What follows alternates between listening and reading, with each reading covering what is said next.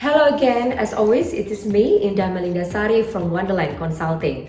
I have over 10 years experience as a migration agent and was once a migrant myself, which gives me a unique insight into the process.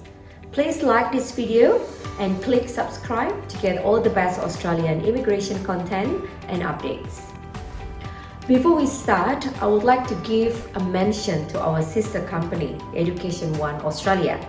They handle all aspects of international studies in Australia, from finding you the right courses and institutions to assisting you in any issues that may come up, such as a confirmation of enrollment or student visa cancellations or refusals, and helping you plan your post-study career and visa pathways.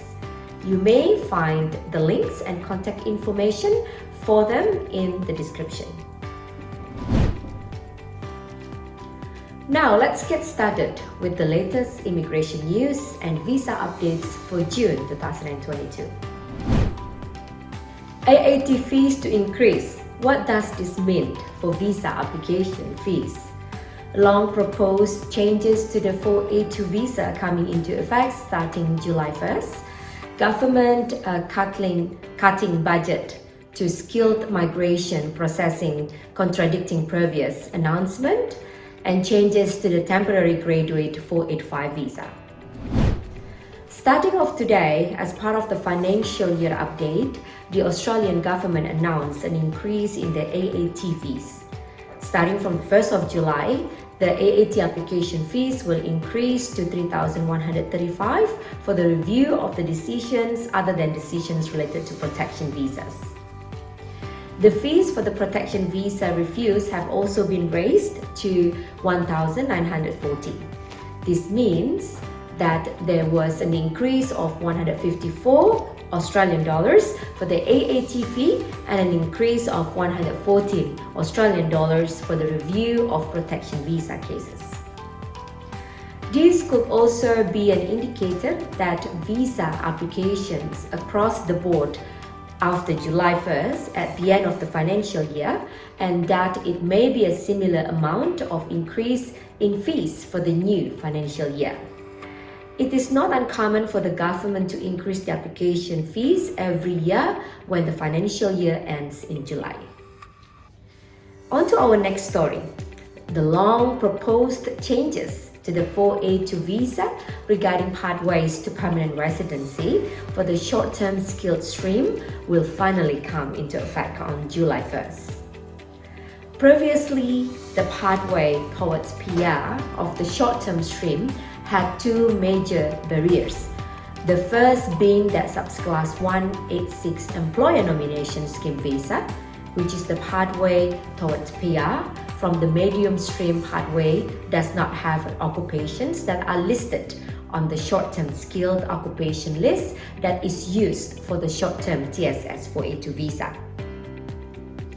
The other obstacle was that the short-term stream is only granted for 2 years, whereas the requirement of years working for the same employer under the 482 visa to be eligible for the employer nomination PR 186 visa was 3 years.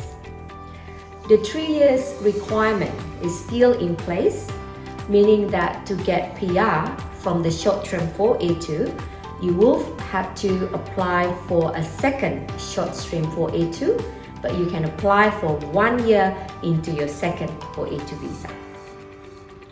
Note that you must be working for the same employer for the 3 years on the short-term 482, and that this must be the same employer that nominates you for the 186 visa.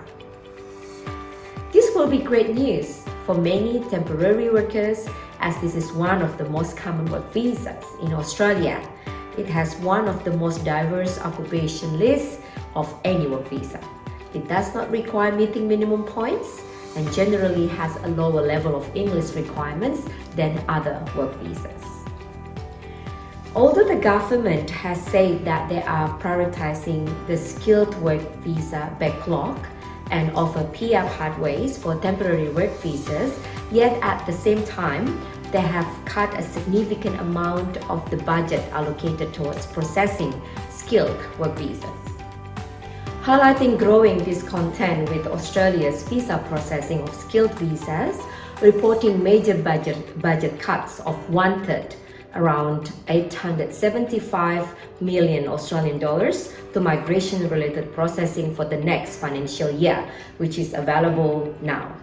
It is an unwelcome news as visa processing times for skilled visa have seen major delays after lockdowns during the pandemic and just when businesses need them the most.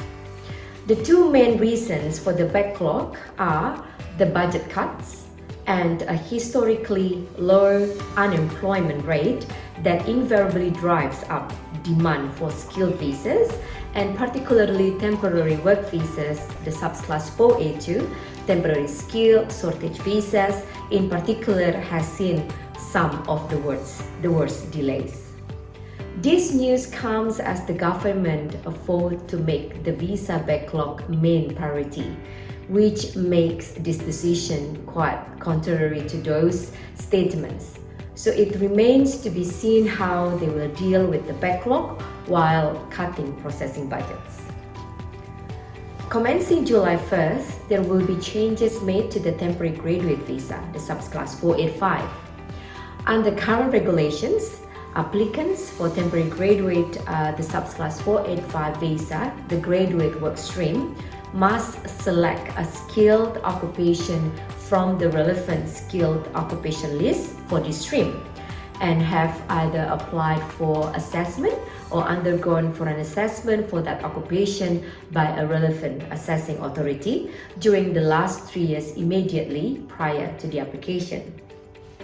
As of July 1st, this requirement will temporarily not be necessary, and applications made between the 1st of July 2022 and 30th of June 2023 inclusive will not be required to nominate an occupation at the time of application nor to provide a suitable skill assessment. Moreover, it is announced that temporary graduate visa 485 holders will temporarily be increased to a 24-month stay visa duration. Previously, the duration was 18 months.